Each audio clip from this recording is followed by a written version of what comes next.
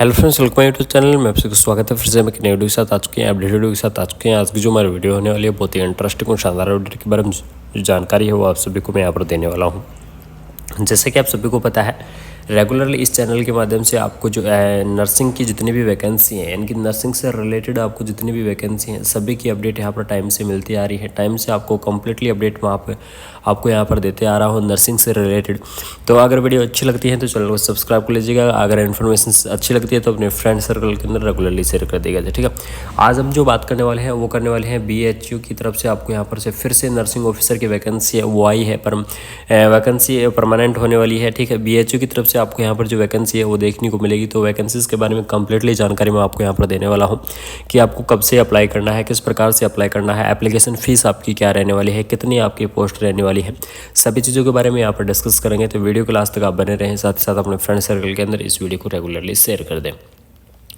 तो यहाँ पर देख लीजिए, आपको देखने को मिलेगा इसमें काशी हिंदू विश्वविद्यालय यानी कि बनारस हिंदू यूनिवर्सिटी की तरफ से आपको यहाँ पर जो वैकेंसी है वो देखने को मिलेगी, जिसका जो एडवर्टाइजमेंट है वो जारी कर दिया गया है। ठीक है, इसके अंदर यहाँ पर देख लीजिए आपको टेलीफोन नंबर दिए गए हैं। अगर किसी को कुछ इंक्वायरी चाहिए तो ईमेल और टेलीफोन नंबर दोनों दिए गए हैं। इसकी जो ऑफिशियल वेबसाइट आपकी रहने वाली है www.bhu.ac.in क्या है, इसकी ऑफिशियल वेबसाइट है। इसी ऑफिशियल वेबसाइट से जो एप्लीकेशन फॉर्म है वो आपके अप्लाई होंगे।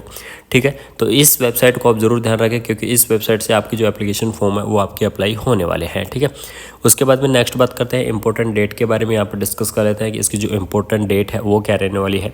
तो आपकी जो एप्लीकेशन फॉर्म की जो स्टार्टिंग होने वाली है, ठीक है, एप्लीकेशन फॉर्म की आपकी स्टार्टिंग होगी वो हो चुकी है, यानी कि आपकी 24 जो दिसंबर है उससे एप्लीकेशन फॉर्म की जो स्टार्टिंग है वो हो जाएगी। ठीक है, उसकी जो और उसकी जो लास्ट डेट आपकी रहने वाली है वो रहेगी, last date of the online submission application form, यानी कि एप्लीकेशन फॉर्म भरने की जो लास्ट डेट रहेगी वो रहेगी 22 जनवरी। पूरा एक मंथ को आपको यहाँ पर टाइम दिया गया है, पूरा एक मंथ का आपके पास टाइम है कि आप इस वैकेंसी को अप्लाई कर सकते हैं। ठीक है, 22 जनवरी इस वैकेंसी की लास्ट डेट होगी और 22 जनवरी तक आप इस वैकेंसी को अप्लाई कर सकते हैं। उसके बाद में देख लीजिए यहाँ पर फीस के बारे में चर्चा कर लेते हैं, क्योंकि फीस साथ के साथ आपको यहाँ पर बता देता हूँ।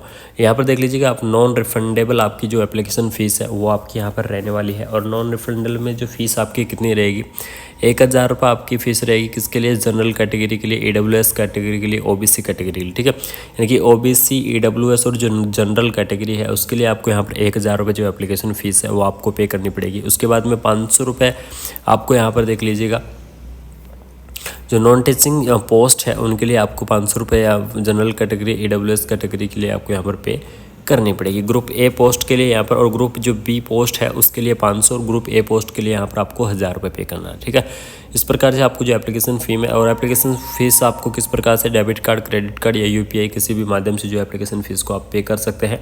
यहाँ पर देख लीजिए ऑनलाइन एप्लीकेशन से इनवाइटेड, यानी कि सिर्फ और सिर्फ आपके ऑनलाइन जो एप्लीकेशन है वो ही मान्य होंगे।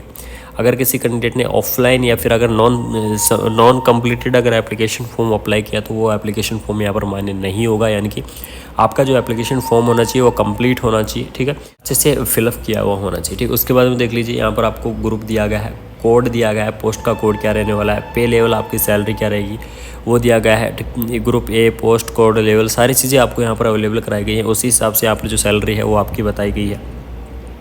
ठीक है, तो यहाँ पर जो आपकी स्टाफ नर्स की जो सैलरी आपकी रहने वाली है वो रहेगी, यहाँ पर देख लीजिए 44,900 रुपये बेसिक रहने वाला है। तो सैलरी आपकी स्टार्टिंग आपकी 75,000 रुपये चली जाएगी और लास्ट 1,42,000 रुपये तक आपकी यहाँ पर जो सैलरी है वो रह सकती है। ठीक है, उसके बाद में नेक्स्ट हम चर्चा कर लेते हैं। यहाँ पर देख लीजिए आपको नेम ऑफ द पोस्ट आपको दिया गया है। यहाँ पर पोस्ट की संख्या आपको दी गई है, कौन कौन सी कैटेगरी के अंदर जो पोस्ट है वो दी गई है। यहाँ पोस्ट के कोड आपको अवेलेबल कराए गए हैं।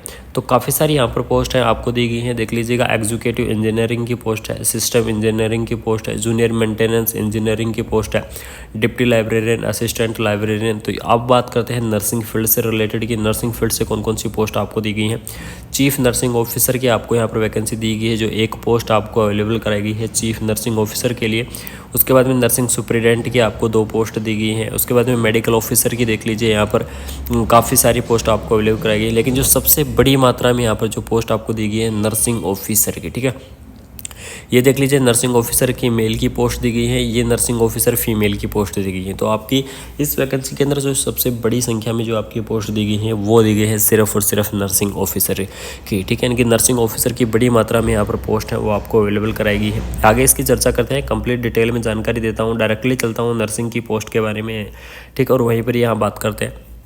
तो चीफ नर्सिंग ऑफिसर के लिए एमएससी नर्सिंग जो कैंडिडेट हैं वो इस वैकेंसी को अप्लाई कर सकते हैं, लेकिन उनके पास 5 ईयर का teaching and administrative nursing college और 5 ईयर का क्लिनिकल मैनेजमेंट एक्सपीरियंस है, वो भी 500 बेडेड हॉस्पिटल का। तो वो कैंडिडेट क्या कर सकते हैं, जो चीफ नर्सिंग ऑफिसर की जो वैकेंसी है इसको अप्लाई कर सकते हैं, जिसकी एज लिमिट आपकी यहाँ पर 50 साल रहने वाली है। इनके 50 साल तक भर सकते हैं। नर्सिंग सुपरिटेंडेंट का भी सेम वही क्राइटेरिया है, ठीक है। यहाँ पर देख लीजिए 3 ईयर, यानी यहाँ पर सिर्फ और 3 साल का आपको क्लिनिकल एक्सपीरियंस मांगा गया है और मिनिमम 15 साल को आपको नर्सिंग कॉलेज का एक्सपीरियंस मांगा गया है नर्सिंग सुपरिटेंडेंट के लिए, ठीक है। मेडिकल ऑफिसर के लिए आपके पास MBBS डिग्री होना ज़रूरी है, तो MBBS कैंडिडेट अप्लाई कर सकते हैं। अब जो बात करते हैं सबसे मेन और सबसे बड़ी और इम्पोर्टेंट जो बात करेंगे वो करेंगे नर्सिंग ऑफिसर्स के बारे में, ठीक है, कि नर्सिंग ऑफिसर की वैकेंसी आप किस प्रकार से कौन कौन कैंडिडेट इसके अंदर अप्लाई कर सकता है। तो यहाँ पर देख लीजिए नर्सिंग ऑफिसर की जो आपको सैलरी यहाँ पर देखने को मिलेगी वो मिलेगी लेवल 7 के हिसाब से, ठीक है।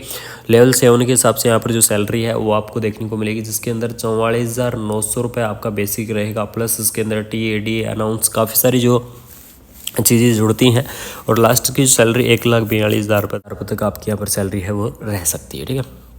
उसके बाद में देख लीजिए यहाँ पर कैंडिडेट कौन कौन अप्लाई कर सकते हैं। BSc हॉर्न्स, ठीक है, BSc horns, BSc nursing candidate इस वैकेंसी को अप्लाई कर सकते हैं। पोस्ट BSc नर्सिंग कैंडिडेट इस वैकेंसी को अप्लाई कर सकते हैं।